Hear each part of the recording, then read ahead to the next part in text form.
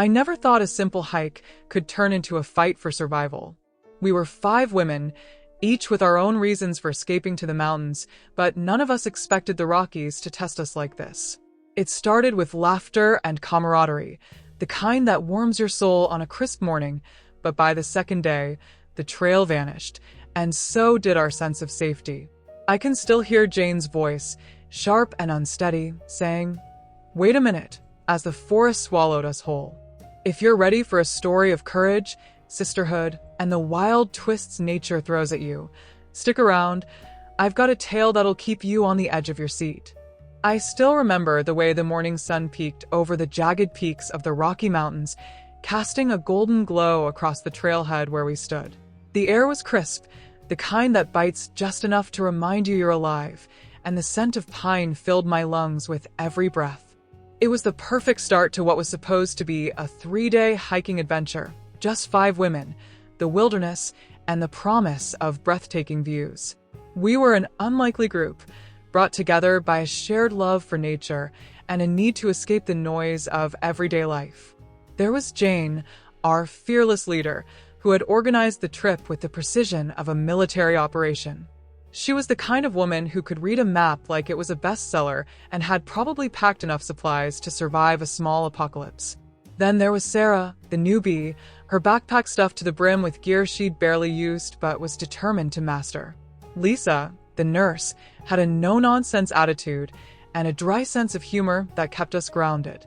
Mary, the retired teacher, was quieter, her eyes always scanning the horizon as if she were searching for something, or maybe just peace.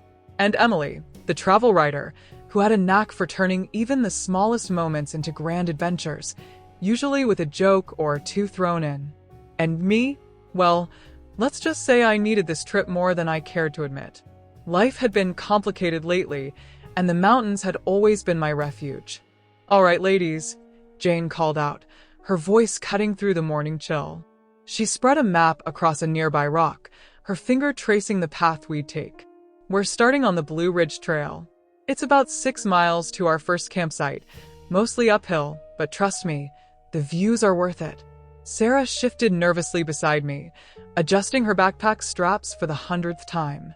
"6 miles uphill?" she whispered, her voice barely audible. "You'll be fine," I reassured her, offering a smile. "We'll take it slow." Lisa, who was already readying her boots with the efficiency of someone used to being on her feet all day, rolled her eyes playfully. "Jane always picks the tough trails. I swear, she's trying to kill us." Mary chuckled softly, her laugh warm and comforting. "Well, if we're going to die, at least it'll be scenic." Emily, never one to miss a beat, grinned. "Exactly. If I'm going out, I want it to be with a view, and maybe a good story to tell." We all laughed, the sound echoing off the mountains like a promise of the camaraderie to come. It was moments like this that made me grateful for this group, even if we'd only known each other for a short time. There was something about the mountains that brought people together, stripping away the pretense and leaving only the raw, unfiltered truth of who we were. With a final check of our gear, we set off, the trail stretching out before us like an open invitation. The first hour was easy, gentle slopes, the crunch of gravel under our boots, and the occasional chirp of a bird overhead. We chatted as we walked, sharing stories from our lives back home. Sarah talked about her kids, who were finally old enough to let her have a weekend to herself. Lisa grumbled good-naturedly about the chaos of the ER, while Mary spoke softly about her late husband and how he'd always wanted to hike this trail. Emily, true to form, kept us entertained with tales of her latest travel mishaps, including a run-in with a very territorial goat in Peru. As for me, I stayed quiet, content to listen and let their voices wash over me like the mountain breeze. It felt good to be here, to be part of something bigger than myself, even if just for a weekend. But as the trail grew steeper, the conversation faded, replaced by the steady rhythm of our breathing and the occasional grunt of effort. The sun climbed higher, and the weight of our packs began to settle in. I could feel the burn in my legs, but it was a good kind of ache, the kind that reminded me I was alive, that I was pushing myself beyond the comfort of my couch and the endless cycle of work emails. Almost there, Jane called from the front, her voice steady despite the climb. "Just one more ridge, and we'll break for lunch." Sarah, who was trailing a bit behind, let out a dramatic sigh. "Thank God. I think my legs are staging a mutiny." Emily, who was somehow still full of energy, turned around with a grin. "Come on, Sarah. Think of the stories you'll tell your kids." "And then I conquered the mountain." Sarah groaned, but there was a smile tugging at her lips. Yeah. You're just lucky I like you, Em." We pushed on, the trail narrowing as it wound through a dense thicket of trees. The sunlight filtered through the branches, casting dappled shadows on the ground, and for a moment, it felt like we were the only people in the world. It was peaceful, almost magical. But then, as we crested the ridge, something changed. Jane, who had been leading the way with her usual confidence, slowed to a stop. Her brow furrowed as she stared at the trail ahead, or rather, where the trail should have been. "Wait a minute," she muttered, pulling out her map again. I felt a flicker of unease in my chest. "What's wrong?" Jane didn't answer right away, her eyes scanning the paper in her hands. The rest of us gathered around, the mood shifting from lighthearted to tense in an instant. "This doesn't make sense," Jane said, more to herself than to us. "The trail should fork here, but..." We all looked ahead. The path we'd been following seemed to vanish into the underbrush, swallowed by the forest. There was no clear fork, no signpost to guide us. "Are we lost?" Sarah asked, her voice small. Jane shook her head, but there was a hint of uncertainty in her eyes. No. I must have misread the map. Maybe we took a wrong turn back there," Lisa suggested, her tone calm but firm. "We can backtrack." But even as she said it, I could see the doubt creeping into her expression. The trail behind us looked just as unfamiliar as the one ahead. Emily, ever the optimist, tried to lighten the mood.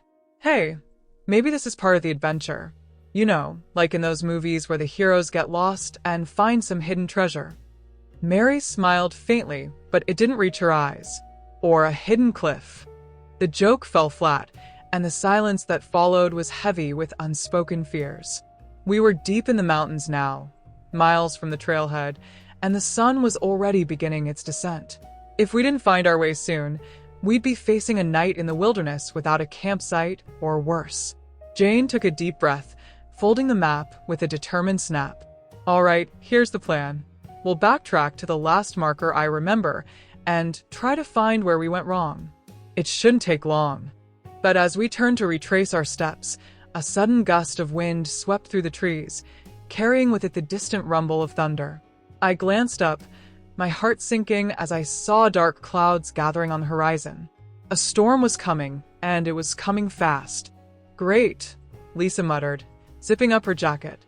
"Just what we need." Sarah's face paled.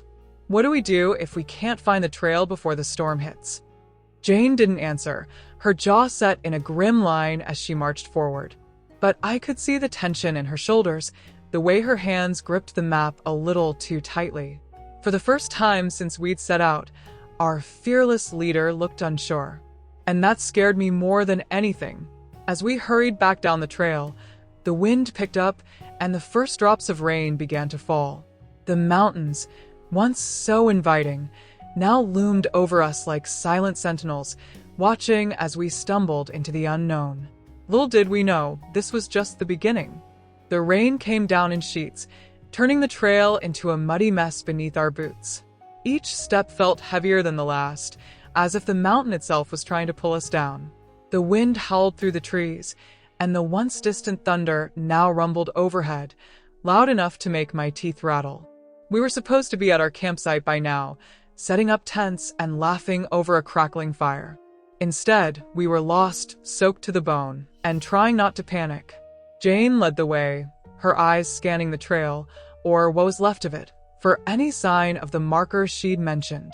But the rain had turned everything into a blur of green and brown, and the path we'd taken earlier seemed to have disappeared entirely. "Are you sure this is the way?" Lisa asked, her voice sharp with frustration. She wiped the water from her face, but it was pointless. The rain was relentless. Jane didn't answer, her jaw clenched as she pushed forward. I could see the tension in her posture, the way her shoulders hunched against more than just the storm. She was our leader, the one who was supposed to know what to do, but even she couldn't hide the flicker of doubt in her eyes. Sarah, who had been quiet since the rain started, suddenly stopped in her tracks. "Wait," she said, her voice trembling. "I think we passed that tree already." We all turned to look. Sure enough, a gnarled pine with a distinctive twist in its trunk loomed beside the trail, the same one we'd seen 10 minutes ago. "We're going in circles," Mary whispered, her voice barely audible over the storm. Panic rippled through the group like a shockwave. Emily, who had been uncharacteristically silent, forced a laugh, but it came out strained. "Well, at least we're getting our steps in, right?" No one laughed. The joke hung in the air, drowned by the rain and the growing sense of dread. Jane unfolded the map again, shielding it with her body as she tried to make sense of our location. But the paper was soaked, the ink smudging under her fingers. "This doesn't make sense," she muttered. "We should have hit the fork by now." Lisa crossed her arms, her patience wearing thin. "Maybe it's time to admit we're lost and figure out a new plan." Jane's head snapped up, her eyes flashing. "We're not lost. I just need to." "Need to what?" Lisa interrupted, her voice rising. "We're in the middle of a storm, Jane. We can't keep wandering around like this." The tension between them crackled like the lightning overhead. Jane had always been the one in control, the one with the answers, but now she looked as lost as the rest of us.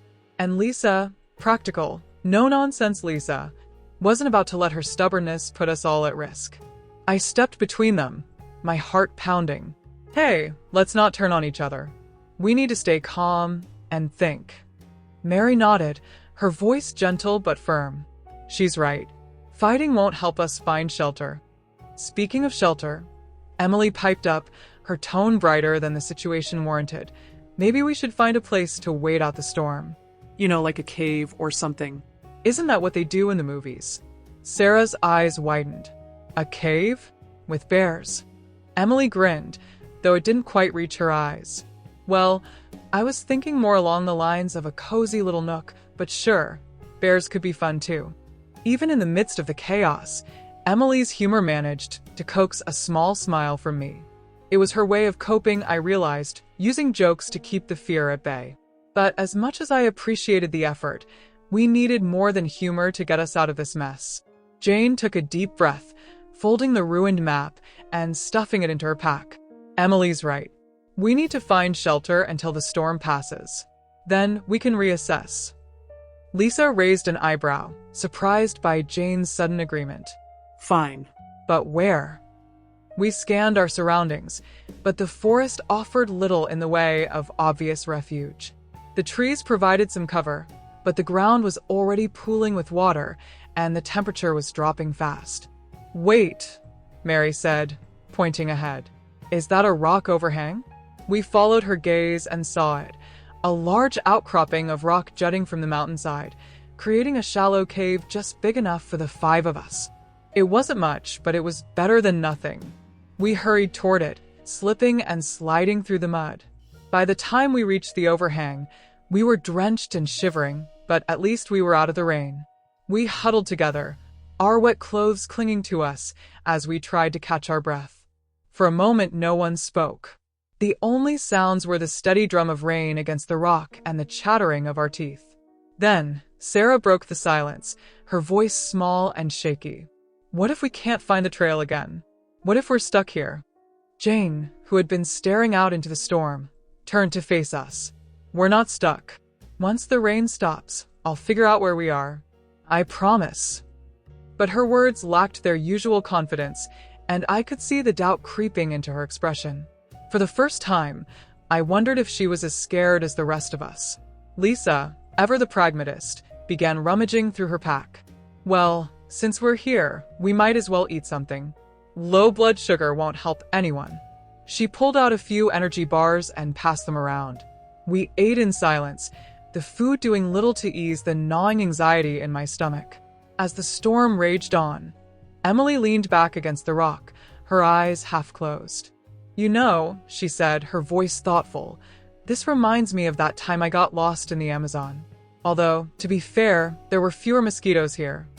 Sarah blinked, momentarily distracted from her fear. You got lost in the Amazon? Emily nodded, a mischievous glint in her eye. Yep. Ended up spending the night in a tree with a family of monkeys. They were terrible roommates. Kept stealing my snacks. Mary chuckled softly, and even Lisa cracked a smile. It wasn't much, but it was enough to lighten the mood, if only for a moment. But as the hours dragged on and the storm showed no signs of letting up, the weight of our situation settled back in. We were lost, cold, and scared, with no clear way out. And then, just when I thought things couldn't get worse, they did. It started with a low rumble, different from the thunder we'd grown used to. This sound was deeper, more ominous, and it seemed to come from the mountain itself. Jane's head snapped up, her eyes wide. Did you hear that? We all froze, listening intently. The rumble grew louder, closer, until the ground beneath us began to tremble. Rockslide, Lisa shouted, her voice cutting through the noise. My heart lurched as I scrambled to my feet, but there was nowhere to run. The overhang that had sheltered us now felt like a trap, and the storm outside offered no escape. Get back, Jane yelled, pulling Sarah away from the edge. We pressed ourselves against the rock wall, holding our breath as the rumble turned into a roar. I could hear the crash of boulders tumbling down the mountainside, the snap of trees breaking like twigs. It was as if the mountain was coming apart around us. And then, just as suddenly as it had started, it stopped. For a long moment, none of us moved. The silence was deafening, broken only by the sound of our ragged breathing. Is everyone okay? Mary asked, her voice shaky. We nodded, though okay was a relative term. We were alive, but the terror of the moment clung to us like the damp air. Jane stepped cautiously toward the edge of the overhang, peering out into the rain. The trail, she whispered, her face pale. It's gone. I followed her gaze and felt my stomach drop. The path we'd been on, the one we'd hoped to follow once the storm passed, was buried under a mass of rocks and debris. There was no way forward, no way back. We were trapped. The silence after the rock slide was suffocating. We stood there, huddled under the overhang, staring at the wreckage that had once been our only way out. The trail was gone, buried under tons of rock and earth, and with it, any hope of retracing our steps. Jane was the first to break the silence, her voice tight with barely controlled panic. We need to find another way down. But even as she said it, I could see the doubt in her eyes. The storm still raged outside, the rain coming down in relentless sheets, and the mountain had just proven how unpredictable it could be. None of us knew what other dangers lay ahead. Lisa, ever practical, began assessing our situation. Let's take stock of what we have. Food, water, first aid, anything that can help us survive until we figure this out. We rummaged through our packs, laying out our supplies on the damp ground. It wasn't much. We had enough food for 2 more days, but our water was already running low, and the storm showed no signs of stopping. Worse, Sarah's pack had been damaged in the scramble to safety, and her sleeping bag was soaked through. I'm sorry, Sarah whispered, her hands trembling as she tried to wring out the fabric. I didn't mean to. It's not your fault, Mary said gently, placing a hand on her shoulder. We're all in this together. But the words, though kind, did little to ease the growing tension. We were trapped, with no clear path forward and limited resources. And as the reality of our situation sank in, so did the fear.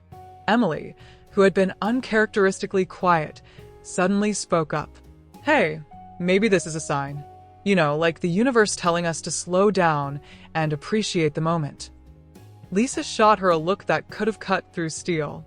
Appreciate the moment? We're lost, Emily. In a storm. With no trail. Emily shrugged, her usual humor tinged with something sharper.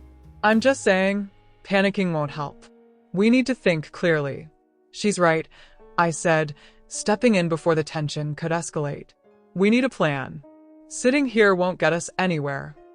Jane nodded, though her expression was grim. The map's useless now, but I remember there's a ranger station somewhere on the other side of the mountain. If we can find a way to cross the ridge, maybe we can get help. Sarah's eyes widened. Cross the ridge? In this weather? It's risky, Jane admitted, but it's better than staying here and waiting for another rock slide. Mary, who had been quietly observing, spoke up. What if we split up? Some of us could stay here in case the trail clears, and the others could try to find the ranger station. But the suggestion was met with immediate resistance. No way, Lisa said firmly. We stick together. Splitting up is how people get lost for good. Jane agreed. We're stronger as a group. We'll all go. With no better options, we gathered our things and prepared to venture back into the storm. The rain had lessened slightly, but the wind still whipped through the trees, and the sky remained a menacing shade of gray. As we stepped out from under the overhang, the cold hit me like a slap.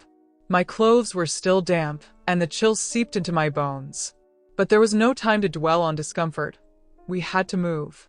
Jane led the way, her steps cautious as she navigated the unstable terrain. The rock slide had left the ground treacherous, with loose stones and mud making every step a gamble. We moved slowly, single file, our eyes scanning for any sign of a path. Hours passed, and the day began to fade into evening. The light was dimming fast, and with it, our hope. We were exhausted, our muscles screaming in protest, but stopping wasn't an option. Not here, not now. Just when I thought I couldn't take another step, Jane let out a sharp gasp. Wait, look. We all froze, following her gaze. There, barely visible through the mist, was a faint outline, a structure, maybe a cabin, nestled against the mountainside. Is that the ranger station? Sarah asked, her voice trembling with hope. Jane squinted, trying to make out the details. I'm not sure. It doesn't look like it, but maybe it's a shelter. Emily grinned, her optimism returning. See? I told you the universe was looking out for us. But as we drew closer, my heart sank. The structure wasn't a cabin. It was an old, abandoned mine entrance, half collapsed and overgrown with vines. There was no shelter here, only danger. Great, Lisa muttered, kicking a rock in frustration. Another dead end. Jane's shoulders slumped, the weight of our predicament settling on her like a heavy cloak. I don't know what to do, she admitted, her voice barely above a whisper. It was the first time I'd heard her say those words, and they sent a chill down my spine. If Jane didn't know what to do, what chance did the rest of us have? But before anyone could respond, Mary stepped forward, her expression calm and steady. We keep going, she said simply. We've made it this far. We can't give up now. There was something in her voice, something unshakable, that gave me a flicker of hope.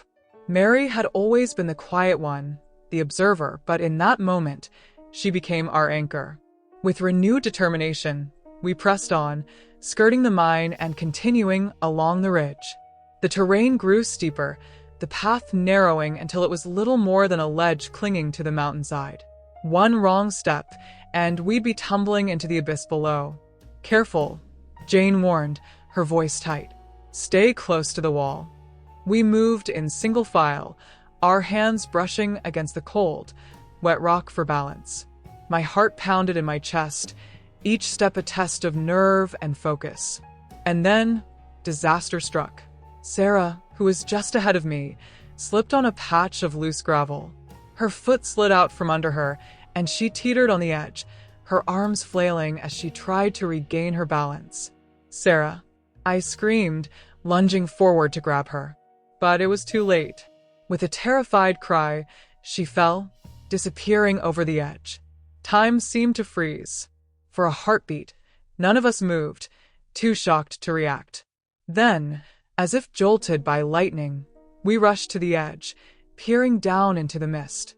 Sarah, Jane shouted, her voice raw with panic. To our relief, Sarah's voice echoed back. I'm here. I'm okay.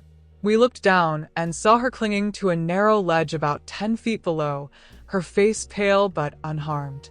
Thank God, Mary breathed, her hand pressed to her chest. But our relief was short-lived. The ledge Sarah was on was precarious, and there was no clear way to pull her back up. The rock was too steep, too slippery, and we had no ropes. "We need to get her up," Lisa said, her mind already racing for a solution. "Maybe if we tie our jackets together." But even as she spoke, I could see the doubt in her eyes. It was a long shot, and we all knew it. Emily, who had been staring down at Sarah with wide eyes, suddenly turned to me. "Wait, your climbing gear? Didn't you bring it?" I blinked, my mind scrambling to catch up. I did, but it's just a harness and some carabiners. I don't have a rope." Jane's head snapped toward me. "Anything is better than nothing. We can use it to anchor ourselves and lower someone down to help her." It was a risky plan, but it was the best we had. With no time to waste, I dug through my pack and pulled out the harness. Jane quickly strapped it on, her hands moving with the efficiency of someone who had done this before. "I'll go down," she said, her voice steady once more. "I'll secure Sarah, and you all can help pull us up." But as she prepared to descend, a loud crack echoed through the air, another rumble, just like the one before the rock slide. We froze, our eyes darting to the mountainside above us.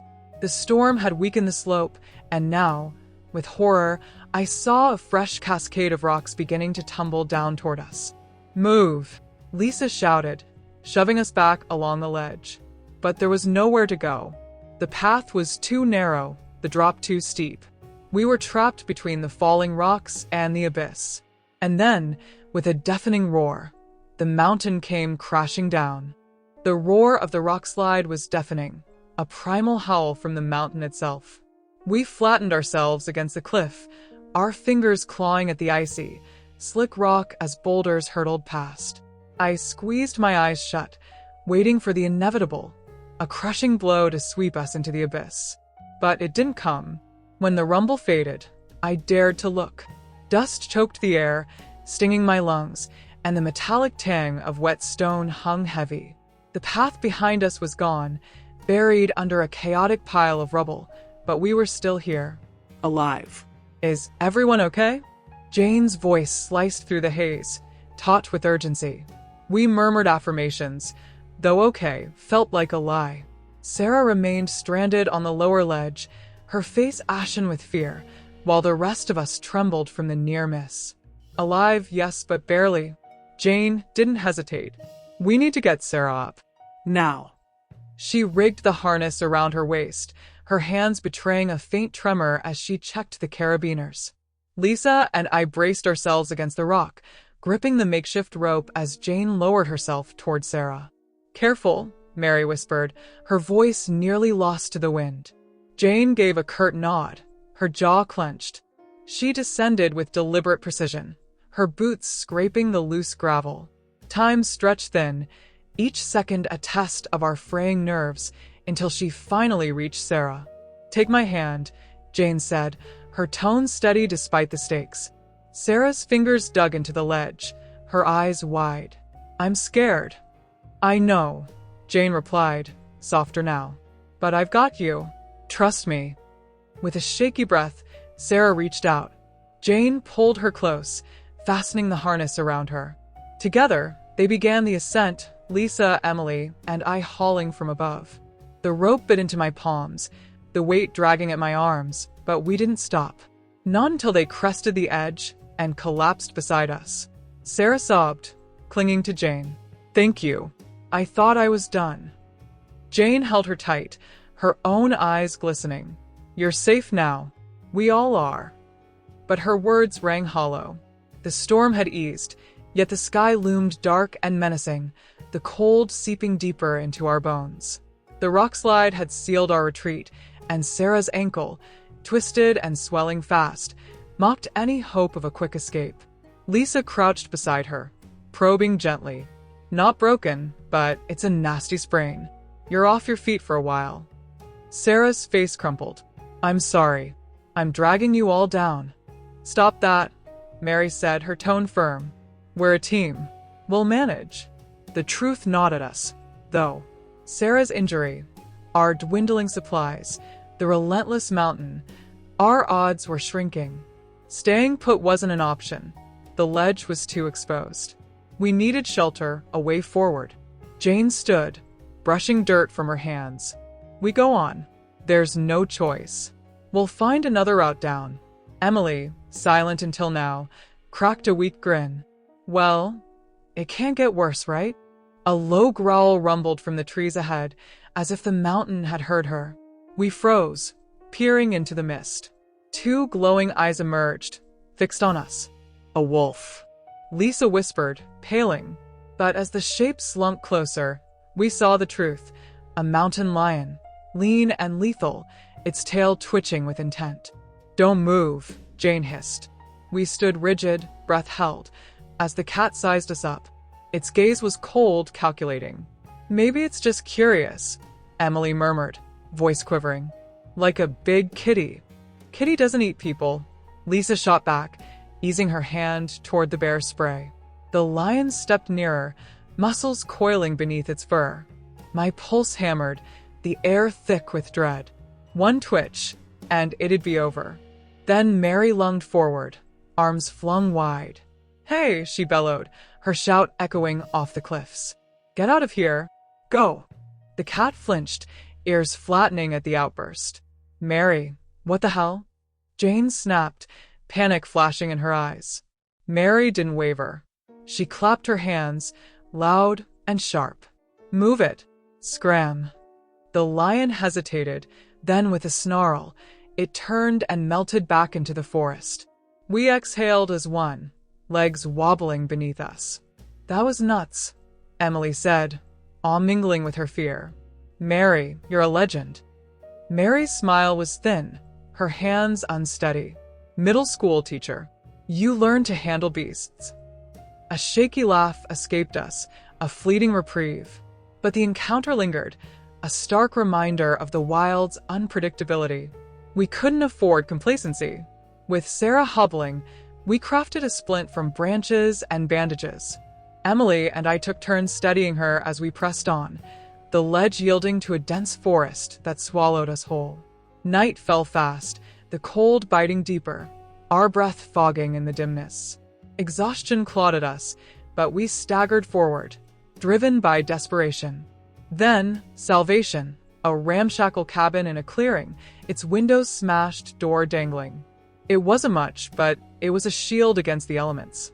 We stumbled inside, the musty air a welcome trade for the biting wind. A fireplace beckoned, and we coaxed a weak flame from scavenged twigs.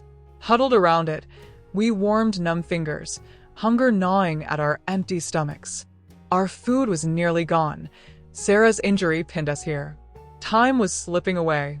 Jane sat by the fire, her face etched with fatigue. I'm sorry, she said, her voice breaking. This is on me. I should have planned better. Lisa paused, sharpening a stick, her eyes sharp. Don't. None of us saw this coming. Jane shook her head, tears brimming. I'm the leader. I'm supposed to protect you. Mary's hand found Jane's arm, gentle but firm. You've kept us alive. That's more than enough. Jane's vulnerability cut deep. She'd been our rock, unshakable. Now, her doubt mirrored our own, amplifying the fear. Emily piped up, her tone bright despite the strain. Look, we've survived a rock slide, a storm, and a damn lion. We've got this. Together. Sarah nodded, fierce despite her pain. She's right. We're tougher than we look. Jane's lips twitched into a faint smile. I hope so. Silence settled, heavy and thick, broken only by the fire's crackle. Sleep tugged at me, but my mind raced. How would we escape? What if the food ran out? What else lurked out there? A scratching sound jolted me upright, faint but insistent, from the cabin's rear. You hear that? The group stilled, ears straining. The noise sharpened, claws on wood, joined by a guttural growl. Not again, Lisa groaned, clutching her bear spray. We turned to a sagging door at the back, barricaded with broken furniture. Something pressed against it. Relentless. Raccoon, Emily offered, half joking.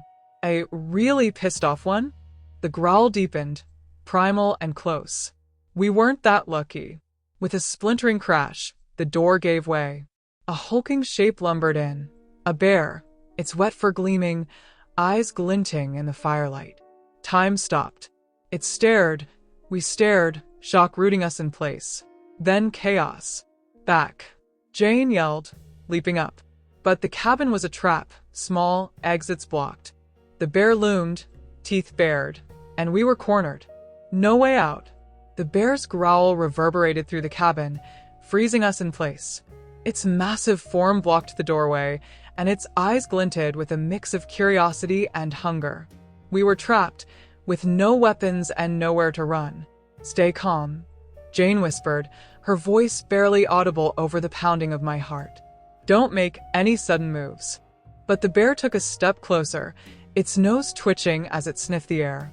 It must have been drawn by the faint scent of our dwindling food supplies, the last scraps we'd rationed after days of storms, rockslides, and that terrifying mountain lion encounter. Food, I murmured, an idea sparking through the fog of fear. Maybe we can use it to distract the bear. Lisa nodded, her eyes darting to the backpack where our final energy bars were stashed. It's worth a shot, but we need to be careful. Slowly, Emily reached for the pack, her hands trembling as she unzipped it. She pulled out the bars, 3 measly wrappers of chocolate and nuts, and unwrapped them, the crinkling plastic piercing the tense silence like a gunshot. Throw them outside, Jane instructed, her voice steady despite the chaos. Away from us. Emily nodded and, with a quick flick of her wrist, tossed the bars through the broken window. They landed with a soft thud on the snow-dusted ground outside. The bear's head snapped toward the sound, its ears perking up. For a heartbeat, it hesitated, its gaze flickering between the food and us. Then, with a low huff, it turned and lumbered out of the cabin, drawn by the easier meal. We exhaled as one, the tension draining from our bodies like water from a cracked dam. But the relief was fleeting. The bear could return at any moment, and we were still lost, injured, and running on fumes. We need to get out of here, Sarah said, her voice shaky as she clutched her sprained ankle. But how? We're still miles from anywhere. Mary, who'd been silent, suddenly perked up. Wait, didn't I see something in the corner earlier? It looked like an old radio. We turned to where she pointed. Tucked in the shadows, beneath a pile of dusty blankets, was an ancient-looking radio set, its casing cracked but intact. Do you think it still works? Emily asked, a flicker of hope in her tired eyes. Only one way to find out, Lisa replied, already moving toward it. Together, we cleared away the debris and hauled the radio into the dim light. It was old, 1970s vintage, maybe, but the dials and wires looked salvageable. The problem was power. Does anyone know how to fix this? Jane asked, scanning our faces. I do, Mary said, surprising us all. I used to tinker with radios as a hobby. If we can find batteries or a power source, I might get it working. We scoured the cabin, desperation fueling our search. In a back room, behind a warped wooden door, we found a rusty generator, its metal cold to the touch. It took all 5 of us, grunting and straining, to drag it out and position it near the radio. Lisa kicked it a few times, and after a few sputters and coughs, it roared to life, the sound a jagged hymn of hope. Mary knelt beside the radio, her fingers deftly twisting wires and adjusting dials. We held our breath as she worked, the static crackling through the speaker like a lifeline. Hello? Can anyone hear us? Mary spoke into the microphone, her voice calm and clear. Silence stretched on, heavy and suffocating. Then, a faint voice broke through. This is Ranger Station Bravo. Identify yourself. We erupted in cheers, tears stinging our eyes as relief crashed over us. Mary explained our situation. Lost hikers, a bear, injuries, a cabin in the mountains, giving our best guess at our location. Hang tight, the ranger said, his voice cutting through the static. We'll send a helicopter as soon as the weather clears. We settled in to wait, the generators hum a fragile tether to safety. The night stretched on, cold and endless, and we barricaded the door with what little furniture remained. We took turns keeping watch, jumping at every creak, every rustle, fearing the bear's return. As dawn broke, the storm finally relented. The clouds parted, revealing a crisp blue sky, and soon we heard it, the distant thrum of helicopter blades slicing through the silence. Our hearts leaped as the sound grew louder, a promise fulfilled. The helicopter touched down in the clearing outside, kicking up swirls of snow. Rangers rushed toward us, their faces etched with concern and efficiency. They helped us aboard, Sarah limping, Jane supporting her, wrapping us in thick blankets and pressing hot drinks into our shaking hands. As we lifted off, I glanced back at the cabin, a shrinking speck against the vast, unforgiving mountains, and marveled at how close we'd come to not making it. At the ranger station, medics checked us over. Sarah's ankle was properly splinted, cuts and bruises tended to, and we were given hot soup that burned away the chill in our bones. We were alive, safe, and, for the first time in days, able to breathe. Before we left, we gathered around a campfire outside the station, the crackling flames a stark contrast to the icy fear we'd endured. The Rangers had built it for us, a small kindness that felt monumental. "I can't believe we made it," Emily said, her usual sarcasm softened by exhaustion. "I think I've had enough adventure for a lifetime." Jane smiled, though her eyes still carried shadows. "I'm just glad we're all safe. I don't know what I'd have done if..." Mary placed a hand on her shoulder, gentle but firm. "You did everything you could. We all did. We made it because we stuck together." Lisa nodded, her stern features relaxing for once. "We learned a lot about each other and ourselves out there." Sarah, her ankle bandaged but her spirit unbroken, added, "I never thought I could be so strong. But you all showed me I could." I looked around at these women, strangers turned sisters, forged in the crucible of the wild. We'd faced lost trails, storms, rock slides, a mountain lion, and a bear, and we'd come out the other side not just alive, but stronger. "Let's make a pact," I said, my voice steady despite the lump in my throat.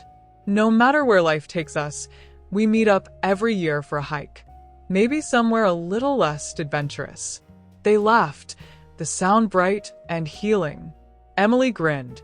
"How about a beach next time? I hear sand is less likely to try to kill you." We all agreed, the laughter washing over us like a warm tide. As we sat there, watching the flames dance against the darkening sky, I knew this ordeal, terrifying as it had been, had given us something rare, a testament to our resilience, the strength of our bond, and a newfound reverence for the wild, untamed world. Our journey had begun as a simple escape, a women's hiking tour gone horribly awry. But it ended with something greater, the discovery of ourselves and the unshakable connection we'd carry forever.